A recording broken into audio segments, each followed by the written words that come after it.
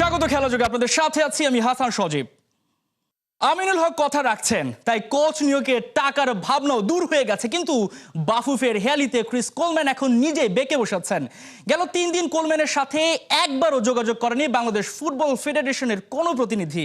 আর এতে ক্ষুব্ধ এই ওয়েলসম্যান। নেই কোনো ফোন, নেই কোনো বার্তা, শুধু ভদ্রলোককে অপেক্ষা করিয়েছে বাফুফে।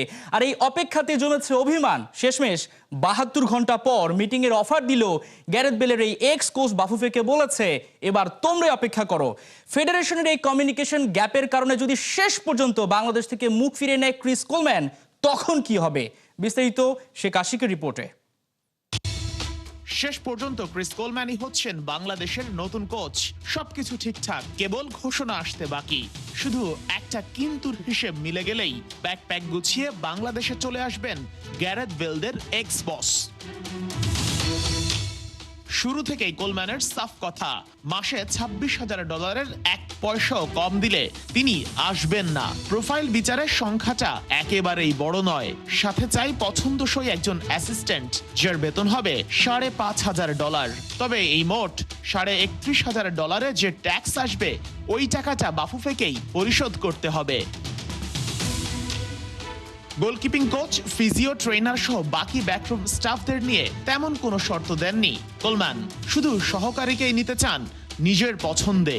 ওই ওয়েলসম্যানের সাফ কথা, অ্যাসিস্ট্যান্ট যদি কাছের মানুষ না হয় তবে কিভাবে কাজ করা সম্ভব? এতদিন 22, 11, 6 কিংবা 3 বহু শর্টলিস্ট হয়েছে, কিন্তু ফ্যানদের মতো ফেডারেশনও আটকে ছিল কোলম্যানকে পাওয়ার নেশায়। বুধবার বিকালে অনলাইনে লম্বা মিটিং হয়েছে ন্যাশনাল টিম ম্যানেজমেন্ট কমিটির। সভা শেষে সিদ্ধান্ত একটাই, কোলম্যানকেই লাগবে। কিন্তু সমস্যা তো একটা আছে, বাজেট। শেষ পর্যন্ত সিদ্ধান্ত হয়েছে বৃহস্পতিবার ক্রীড়া প্রতিমন্ত্রী আমিনুল হক দেশে আসলেই তার সাথে আলোচনায় বসবেন ফেডারেশন প্রেসিডেন্ট দাভিদ আউয়াল। যদি বাফুফের বাজেটের বাইরে বাকি অর্থ দিতে রাজি হয় মন্ত্রণালয়, তবে কোনো শর্ত ছাড়াই কোলম্যানের কাঁধেই হামজাদের দায়িত্ব তুলে দেয়া হবে। 5 জুনের সান মারিনো ম্যাচে তিনি থাকবেন বাংলাদেশের ডাগআউটে। শেখ আশিক, 71, ঢাকা। চাপে পড়ে সুতোর মতো সোজা ফিফা। মার্কিন প্রশাসনও টের পেয়েছে, বেশি বাড়াবাড়ি করলে লসটা হবে নিজেদেরই।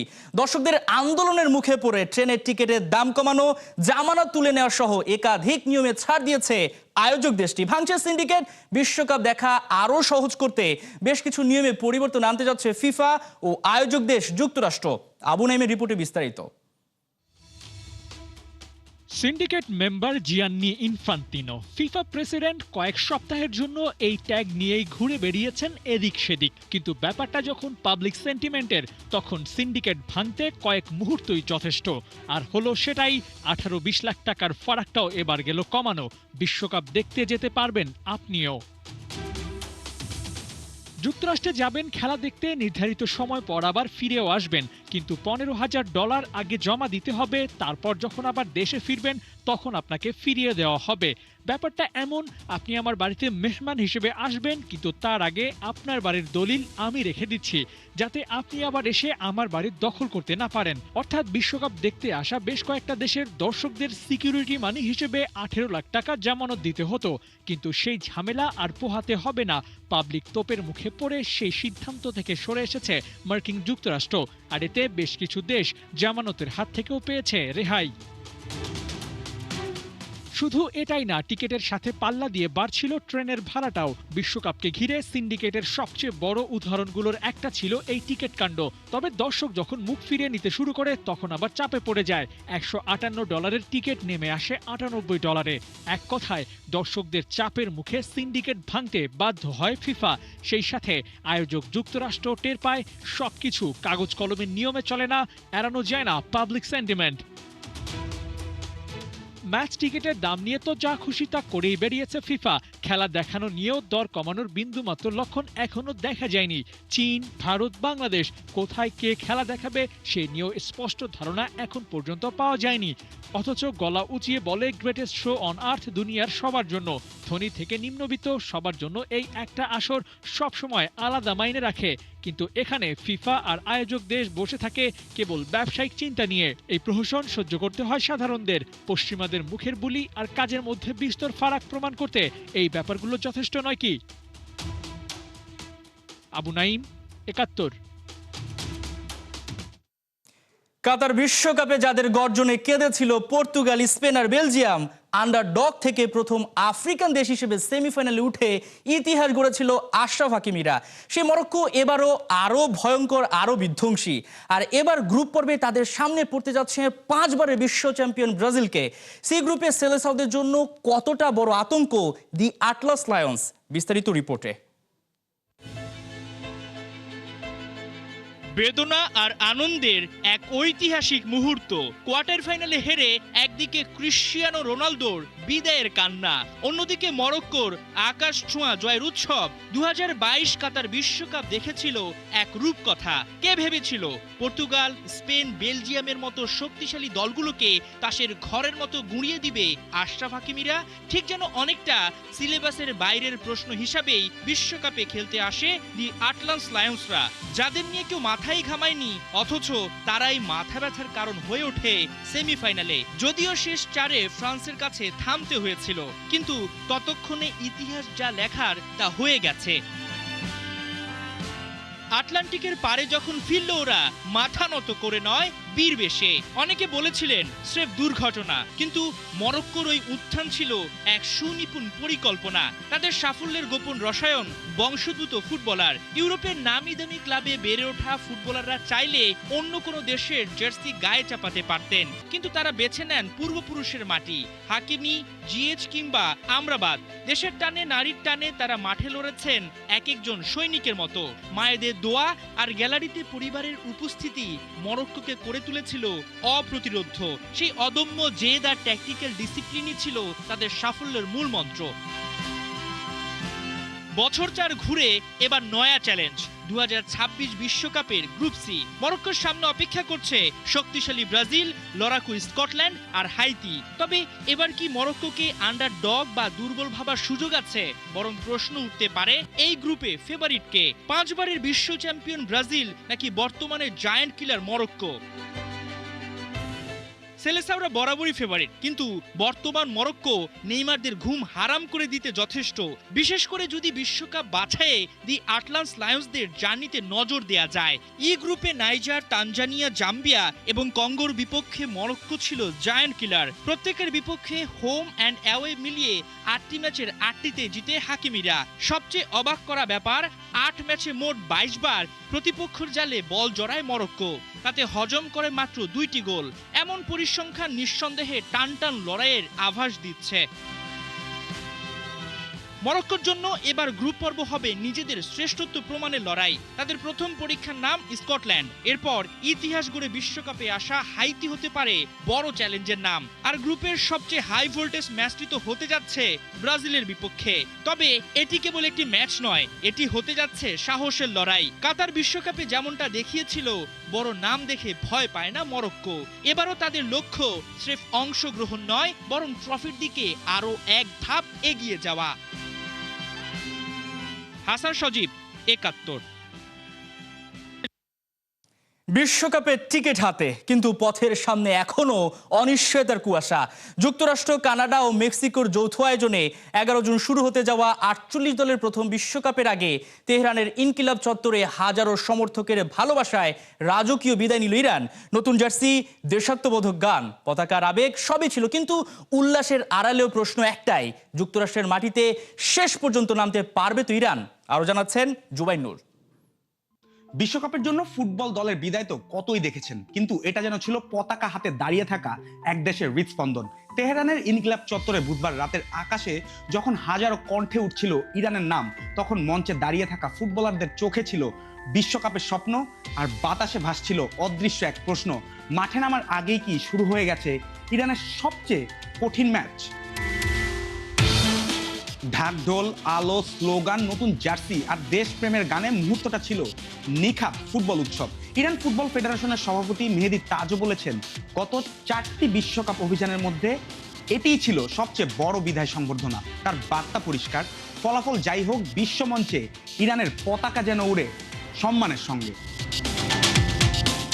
কিন্তু উৎসবের রঙের নিচে জমে আছে কূটনীতির ধূসর ছায়া। গত 28 ফেব্রুয়ারি যুক্তরাষ্ট্র ও ইসরায়েলের হামলার পর ইরানকে ঘিরে যে আঞ্চলিক উত্তেজনা তৈরি হয়েছে তার প্রভাব এসে পড়েছে ফুটবলের দরজায়। কানাডার ফিফা কংগ্রেসেও যেতে পারেননি মেহেদী তাজ।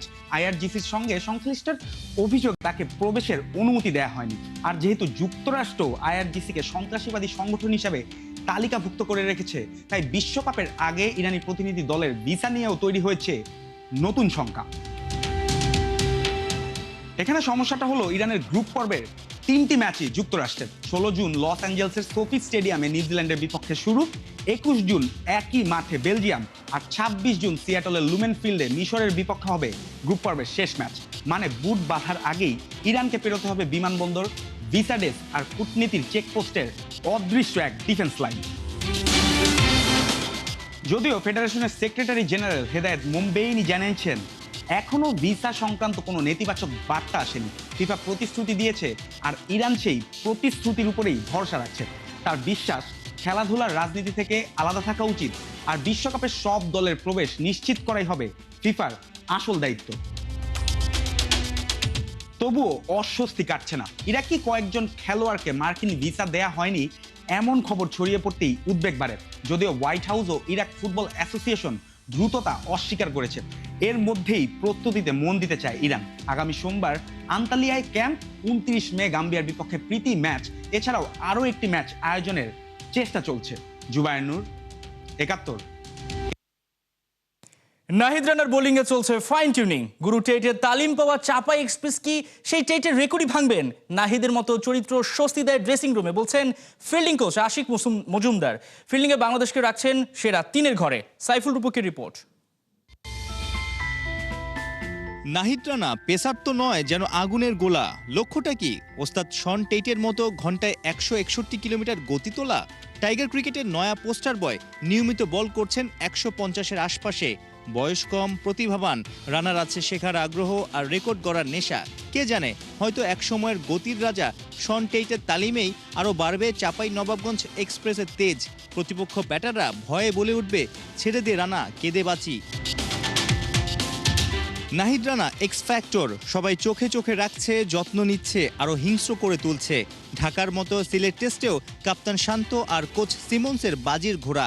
গতির সাথে মাথার কাজ, ভ্যারিয়েশন, সুপার প্যাকেজে রূপ নিয়েছেন এই স্পিড স্টার। প্রতিপক্ষ ড্রেসিং রুমে এখন নাহিদকে নিয়েই হচ্ছে বেশি চর্চা। নাহিদ রানা নতুন যে সেন্সেশন আমাদের পেস বোলিংয়ে, এটা আমাদের জন্য একটা প্লাস পয়েন্ট। প্লাস সাথে আমাদের তাসকিনও কিন্তু 140 প্লাস বল করে, ইবাদত বল করে এবং শরীফুলও বল করে। তো এটা আমাদের জন্য একটা খুব ভালো একটা পজিটিভ সাইড যে নাহিদ রানার মতো পেস বোলার আমাদের টিমে আছে। গতিময় নাহিদ সবাইকে সাহসী করে তুলছে। ফিল্ডাররা কখনো কখনো আবার স্বপ্ন ভঙ্গ করছে। তথ্য বলে গেল 1 বছরে 20% বেশি ক্যাচ ছেড়েছে টাইগাররা। বেশিরভাগ মিস হয়েছে স্লিপেই। যদিও নয়া ফিল্ডিং কোচ আশিক মজুমদার বাংলাদেশের ফিল্ডিং রাখছেন সেরাদের কাতারেই। অ্যাকচুয়ালি আমাদের সব প্লেয়ারদের যে মাইন্ড পাওয়ার, যে আমাদের কনসেন্ট্রেশন পাওয়ার, সেটা আমি বলবো যে 100-এ 100। সেই কারণেই আমাদের সেকেন্ড ইনিংসও আমাদের দুর্দান্ত এনার্জি ছিল। ডে 1-এ যেমন এনার্জি ছিল, ডে 5-এ গিয়ে আমার কাছে, যেটা আমি অ্যাজ এ ফিল্ডিং কোচ আমার কাছে মনে হয়েছে 110% ছিল। আমি যেটা ফিল করি আমাদের স্ট্যান্ডার্ড, আমাদের যে ফিল্ডিং স্ট্যান্ডার্ড, এটা হাইস্ট লেভেলের এবং এটা ইন্টারন্যাশনাল টপ 3টা টিমের মধ্যে একটা, আমি যেটা বিশ্বাস করি। দ্বিতীয় টেস্টের জন্য অপরিবর্তিত স্কোয়াড দিয়েছিল বিসিবি। যদিও মিরপুরে ক্যাচ ধরতে গিয়ে বুকে ব্যথা পান সাদমান। বৃহস্পতিবার সিলেটেও তাকে ফিট লাগেনি। সন্ধ্যায় বিসিবির প্রেস রিলিজ, সাদমানকে সরিয়ে স্কোয়াডে রাখা হয়েছে জাকির হাসানকে। সাদমান ছিটকে গেলেন। সিলেট টেস্টও কি ভেসে যাবে? ঝড়ো হাওয়া আর ঝুম বৃষ্টি প্রায় প্রতিদিনই দেখা যাচ্ছে। বৃহস্পতিবার বেরসিক বৃষ্টির কারণে ঠিকঠাক প্র্যাকটিসও করতে পারেনি টাইগাররা। ম্যাচের 5 দিনও বৃষ্টি হওয়ার শঙ্কা। সাইফুল রূপক, 71, সিলেট। ইংল্যান্ডের নারী টি-20 বিশ্বকাপ সেই আসরকে ঘিরে প্রস্তুতি নিচ্ছে নিগার সুলতানা জ্যোতির দল। তবে একটু ভিন্নভাবেই হচ্ছে সেটা। ঢাকা মেট্রো অনূর্ধ্ব 16 পুরুষ দলের বিপক্ষে খেলে ম্যাচ হেরেছে সুবহানা মোস্তারিরা। তবে অনুশীলনটা হয়েছে দারুণ। আছে, তো তারাও এইরকম পেজেই বল করবে আমার কাছে মনে হয়। তো আমাদের আজকে আমরা জিততে পারিনি, কিন্তু প্রথম দিকে আসলে আমরা উইকেট লুজ করে ফেলেছি। ওই জায়গাটা যদি আমরা আসলে ভালো মতো খেলতে পারি, আমার কাছে মনে হয় একটা পার্টনারশিপের কারণে আমরা হয়তো বা ভালো খেলতে পারি। ঘাটতির জায়গা বলতে যেহেতু আমরা স্পিনার বেশি খেলাই, আর তারপরও আপনি দেখবেন যে লাস্ট 3-4 বছর ধরে আমরা কিন্তু স্পিনের উপর নির্ভরশীল। তো নর্মালি হুট করেই যে একজনকে বিবেচনা করব, আমার কাছে মনে হয় ওই ওয়েদারে আসলে হ্যাঁ দরকার হয়তো বা 2টা পেস বলার একসাথে খেলানোর, বাট হোয়াইট ওয়াশের এড়ানোর পথ খুঁজছে পাকিস্তান। সাদা পোশাকে বাঘেরা হিংস্র, স্বাগতিকদের পেস অ্যাটাক নিয়ে যত ভাবনা সফররত হেড কোচ সরফরাজ আহমেদের। যদিও ইনজুরি কাটিয়ে অভিজ্ঞ ব্যাটার বাবর আজমের ফেরাটা কিছুটা হলেও স্বস্তি দিচ্ছে পাকিস্তানের তাঁবুতে। সিলেটে অনুশীলনটা কেমন ছিল পাকিস্তানিদের, সেটাই জানাচ্ছেন সাইফুল রূপক। দৌড়া বাঘ আইলো, নাহিদ রানা কি আগুনের গোলা নিয়ে ছুটলো? কোচ সরফরাজ আহমেদ কি ওসব ভেবেই দৌড়ের উপর আছেন? শুধু কি হেড কোচ, গোটা পাকিস্তান দলই তো এখন বাংলার পেস অ্যাটাকের ভয়ে কাঁপছে। বিশেষ করে নাহিদ রানার কথা ভেবে অনেকের নাকি রাতের ঘুমও হারাম হচ্ছে। 22 গজে যেন ভালো সময় আসে, হয়তো স্রষ্টার কাছে সেই প্রার্থনাই করেছে। স্লো লো স্পিন ট্র্যাকের দিন শেষ। টনি হেমিংয়ের বাংলাদেশে স্পোর্টিং উইকেট সবুজ ভাব, যেখানে প্রথম 2-1 দিনে ছড়ি ঘোরাতে পারে পেসাররা। গোটা টেস্টে ব্যাটে বলে হবে দারুণ যুদ্ধ। মিরপুরে পর্যুদস্ত হয়ে সিলেটের পিচের চরিত্র বুঝতে পাগল প্রায়। উইকেট নিয়ে দ্বিধায় মেন ইন গ্রিন। ব্যাটারদের হালচালও কোচ সরফরাজকে চাপে ফেলছে। শরীরী ভাষা ও অনুশীলনের মুহূর্তগুলো সে কথাই বলে। শেরি বাংলায় নাহিদের বল লিভ করে বোকা বনে নিজ দেশের সমালোচনায় মোহাম্মদ রিজওয়ান। ওস্তাদের অভয় পেয়ে কি শক্ত হয়ে ফিরতে পারবেন? হেড কোচ হিসেবে প্রথম অ্যাসাইনমেন্ট পয়লা ম্যাচেই বিপর্যস্ত। সিলেটে বাঁচা মরার লড়াইয়ে সরফরাজকে বাঁচাতে পারেন বাবর আজম। অসাধারণ ক্যাচটাই বার্তা দেয়। হাঁটুর ইনজুরি কাটিয়ে ফিরছেন ড্যাশিং উইলোবাজ। বড় প্লেয়ারের কাছে নিশ্চয়ই বড় স্কোরই আশা করছেন সরফরাজ আহমেদ। রাওয়ালপিন্ডির পর মিরপুর, বাংলাদেশের বিপক্ষে টানা 3 টেস্টে পরাজিত দল পাকিস্তান। হারের সংখ্যা হালিতে গেলে পাকিস্তানি ভক্তদের থামবে না গালি, জানা আছে সরফরাজদের। তাই তো চায়ের শহরে টাইগারদের মরণ কামড় দেওয়ার ছকই আঁকছে ওরা। সাইফুল রূপক, 71, সিলেট। এই ছিল এখনকার খেলা যুগের সরাসরি সংবাদ অনুষ্ঠান। দেখতে চোখ রাখুন 71-এর ফেসবুক পেজ এবং সাবস্ক্রাইব করুন 71 ইউটিউব চ্যানেল। 71-এর সাথে থাকুন।